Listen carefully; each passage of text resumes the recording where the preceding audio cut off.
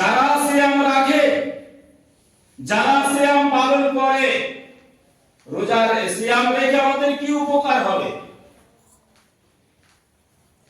আমাদের লাভ কি হবে? আল্লাহ নবী বলেন আসিয়ামু ফারাহাতানি ইয়াফরাহুমা ইজা আফতারা ফারিহা ওয়া ইজা লাকিয়া ফারিহা রাব্বাহু। রোজাদারের জন্য, যারা রোজা রেখেছে,